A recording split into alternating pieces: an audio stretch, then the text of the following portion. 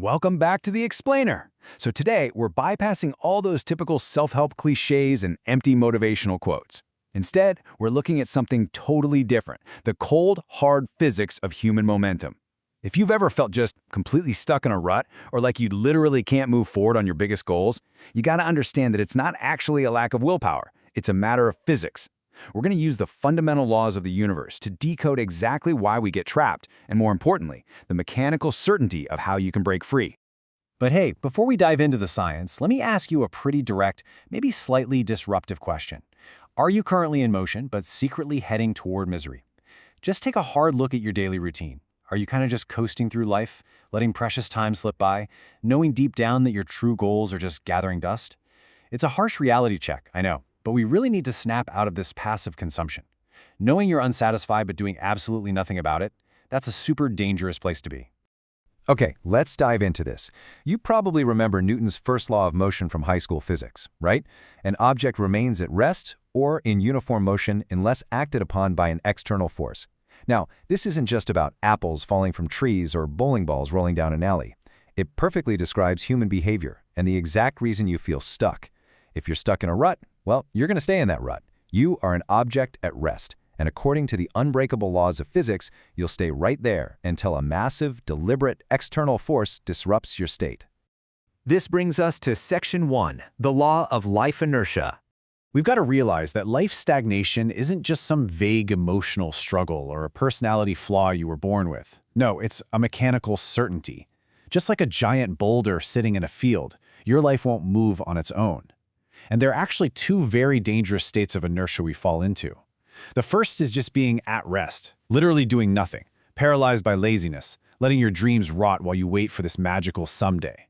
But the second state, it's way trickier. It's called negative motion. This is where 99% of the crowd lives. You're technically moving, your days feel super busy, but you're just accepting mediocre living and cheap distractions as totally normal. The herd normalizes this negative motion, making it incredibly easy to just coast along into a comfortable but deeply unfulfilling life, thinking, hey, everyone else is doing it, so it must be okay. Which leads right into Section 2, beware the beautiful distractions. So what's actually keeping us moving in the wrong direction? We need to identify these fake, deceptive forces that keep us happily trapped in this negative inertia. Think about the ancient story of the Trojan horse. The Greeks left this massive, gorgeous wooden horse outside the walls of Troy. The Trojans, thinking it was this magnificent gift, literally dragged it inside their fortress themselves. But hidden inside, enemy soldiers just waiting for nightfall to destroy the city from the inside out. This is exactly what our modern distractions are. On the outside, they look like a gift, right? An innocent scroll on social media, a cheap thrill, a quick hit of instant pleasure. But inside, they hold the destruction of your time, the theft of your focus, and ultimately, a profound internal sense of defeat. We are willingly opening the gates of our minds to the enemy. And this brilliantly illustrates what we can call the Matrix effect. If you've seen the movie The Matrix, you probably remember that iconic scene where Neo is walking through a crowded street. He gets distracted by this very attractive woman in a red dress. But when his guide tells him to look again, boom, she morphs into a deadly agent aiming a gun right at his face. The beautiful distraction was actually a lethal trap. Those cheap dopamine hits you're chasing right now, that attractive time waster, that is the agent with the gun, designed to keep you trapped in the system. Let's move to Section 3, forging a warrior mentality. So how on earth do we fight back against this? Well, we have to apply the right force to break out of the trap, and that starts with a radical cognitive reframe of who we are. The 99% normal crowd is totally predictable. They constantly seek comfort, chase cheap dopamine, and spend all their time overthinking without taking any real action.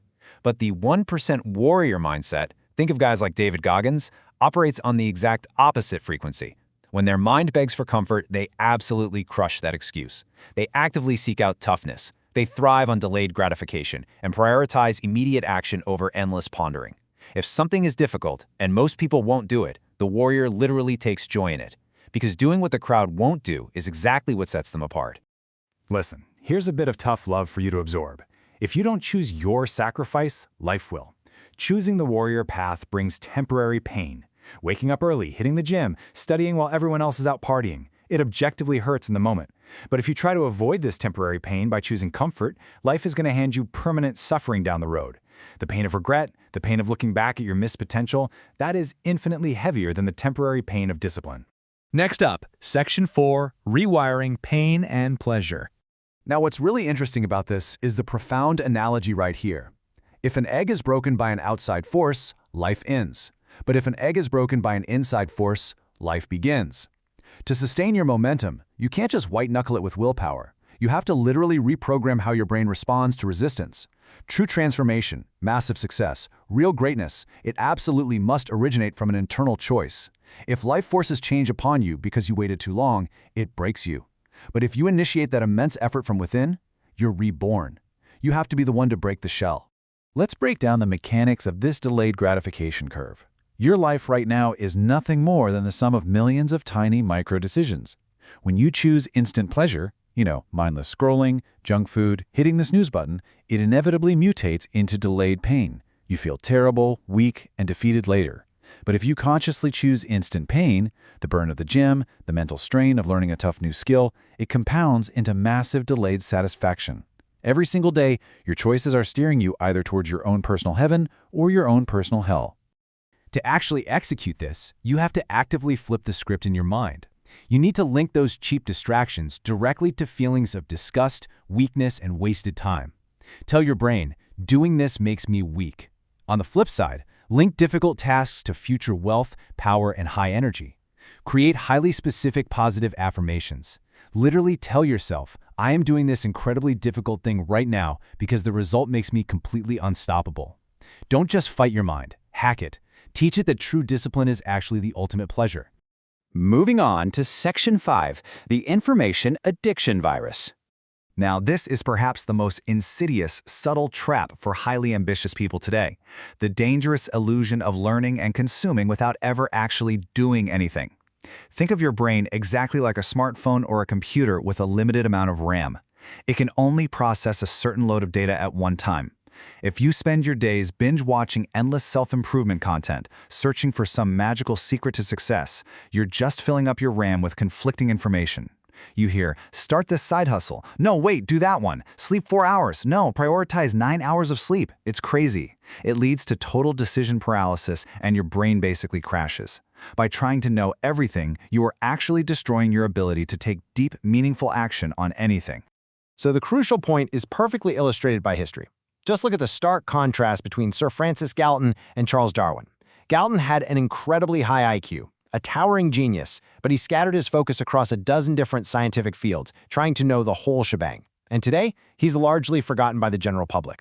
Now compare him to his relative, Charles Darwin. Darwin self-admittedly had a lower IQ and struggled to grasp concepts quickly, but he was laser-focused on one single theory for years. And well, he changed the course of human history. Intense, unbreakable focus on one path will always beat scattered, distracted genius. Finally, we arrive at Section 6, reverse thinking for action.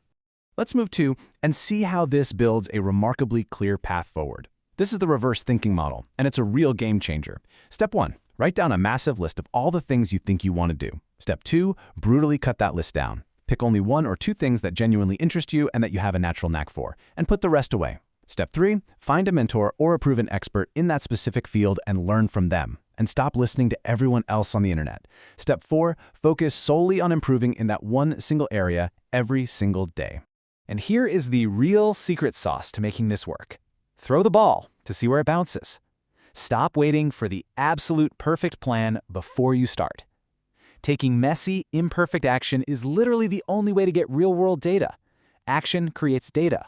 Perfectionism creates guaranteed failure. If you just sit in your room and overthink your strategy, your failure rate is exactly 100%. But if you act, fail, gather data, and adjust, you're moving forward. You are creating motion. Which brings this whole explainer full circle back to Newton's law and the beautiful concept of true momentum. Remember, initially breaking out of your state of rest requires immense painful force. You've got to push a heavy boulder uphill. But once you push through that initial resistance, physics finally takes over and works for you.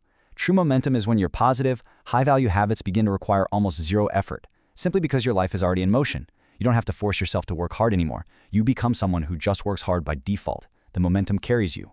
So, I leave you with this final, vital question to ponder. What external force will you apply to your life today? The information you need is already in your head. You really don't need another tip, trick, or hack. You need motion. I challenge you right now, the moment this explainer ends, do not click on another piece of content, don't go searching for more information, close the screen, apply that painful external force, and start your momentum right now. Get to work.